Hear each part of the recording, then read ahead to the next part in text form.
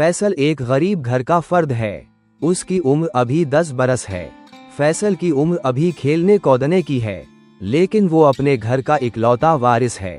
भूख प्यास उसके आसपास घूम रही है। क्या वो अपनी ये प्यास बुझा पाएगा? वो अमीरों की तरह जिंदगी बसर कर सकेगा? आइए कहानी को सुनते हैं। पाकिस्तान के एक गांव में एक फैसल नामी लड़का रहता था। वो बहुत ही गरीब था।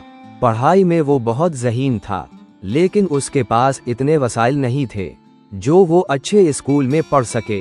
फैसल के माँ बाप उसे काम पर भेजते, लेकिन वो वहाँ भी जाकर पढ़ता रहता और साथ साथ काम भी करता। फैसल बहुत मेहनती शख्स था। वो पेपर देने यूनिवर्सिटी जाता था और उसकी आंखों में अजीब सी रोशनी आ जाती।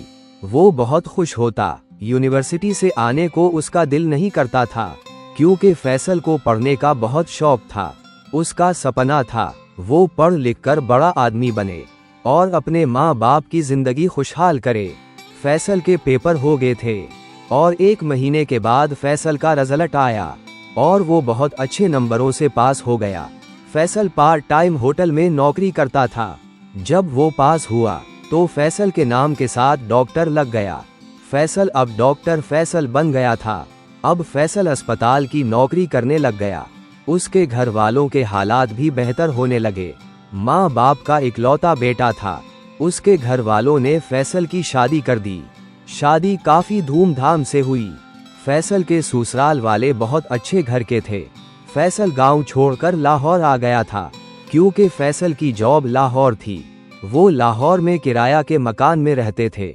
इकरा की पैदाइश लाहौर में हुई थी। फैसल लाहौर में आकर ओपन माहौल को पसंद करने लगा। फिर 2 साल बाद फैसल के घर बेटी पैदा हुई। सब घर वालों ने बहुत खुशी मनाई। वक्त गुजरता गया। फैसल की पोस्ट और बढ़ गई। फैसल ने अपना घर बहुत ही खूबसूरत बना लिया। बड़ी बेटी का नाम इकरा रखा। इकरा की 3 और बहनें थी। फैसल की 4 बेटियां बहुत ज़हीन थी। इकरा जो फैसल की सबसे बड़ी बेटी है, वो डॉक्टर बन गई। अभी इकरा का रिजल्ट आया था कि कोरोना वायरस आ गया। इकरा और उसकी बहनें घर में फारिग थी, क्योंकि कोरोना वायरस आया था। इसी दौरान इकरा और उसकी छोटी बहन फातिमा ने टिकटॉक बनाना शुरू कर दी। माँ उन्हें कुछ नहीं कहते थे, क्योंकि वो सब लड़कियां बहुत समझदार थी। वो अपने माँ बाप की बहुत इज्जत करती थी। पूरा घर एक दूसरे के साथ दोस्तों की तरह रहते थे। इकरा और फातिमा टिकटॉक बनाती रहती। एक दिन उनकी वीडियो वायरल हो गई और वो दोनों टिकटॉक पर राज करने लगी, क्योंकि हमारे माशरे में लड़कियों को नाचते देखने का रिवाज था और उनकी हर वीडियो वायरल होती गई। फिर दूसरी बहनों ने भी टिकटॉक बना ली। वो भी टिकटॉक पर वायरल हो गई। ऐसे ही वक्त गुजरता गया। इकरा की दोस्त मिली। वो उसके साथ यूनिवर्सिटी में पढ़ती थी। उसने जब इकरा को टिकटॉक पर देखा तो उसने इकरा को कहा, तुम यूट्यूब चैनल क्यों नहीं बना लेती? बस इकरा ने सोच लिया वो अब यूट्यूब चैनल बना लेगी। 4 बहनों ने मिलकर चैनल का नाम रखा सिस्टरोलॉजी। ये चैनल व्लॉग्स पर बनाया गया। व्लॉग्स बनाना शुरू कर दिया, लेकिन चैनल पर इतने व्यूज नहीं आते थे जितने वो सोचती थी। 2 माह बाद कोरोना की लहर भी खत्म हो गई थी और इकरा ने प्राइवेट जॉब शुरू कर दी। वहाँ एक लड़का जो इकरा के ऑफिस में काम करता था, दिल ही दिल में इकरा को उससे मोहब्बत हो गई। वो लड़का कोई और नहीं अरीब था। अरीब पढ़ा लिखा और बहुत अच्छी फैमिली से था। अरीब ने कभी इकरा के बारे में सोचा नहीं था और ना वो कभी इकरा से बात करता। एक दिन इकरा को जल्दी छुट्टी हो गई, लेकिन इकरा घर नहीं गई। वो बाहर गार्डन में बैठकर अरीब का इंतजार करने लगी। जब शाम को अरीब ऑफिस से निकला तो इकरा गार्डन में बैठी थी। अरीब ने इकरा को नहीं देखा और बाहर चला गया। इकरा उठी, अरीब के पीछे चल दिए। अरीब को आवाज दी, अरीब बात सुनूं। अरीब, मैं तुम्हारे लिए यहाँ बैठी हूँ। अरीब मुस्कुराया और बोला, क्यों? इकरा ने साफ अल्फाज में अरीब को बता दिया, मैं तुम्हें देखना चाहती थी, अब मुझे घर छोड़ के आओ। अरीब इकरा को घर छोड़ने जाता। रास्ते में वो दोनों बातें करते गए और फिर उन दोनों की दोस्ती हो गई। दोस्ती दिन ब दिन गहरी होती चली गई। अरीब इकरा के घर जाता और इकरा की फैमिली अरीब को बहुत पसंद करती थी। इकरा भी अरीब के घर जाती।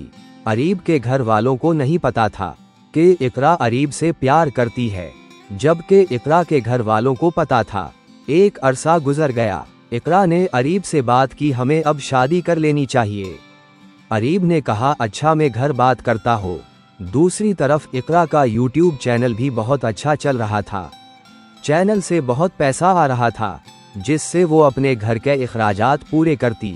अब तो इतना पैसा आने लगा कि वो रोजाना गाड़ी खरीद सकती थी। अरीब के घर वालों ने इकरा को देखा तो उन्हें भी बहुत पसंद आई।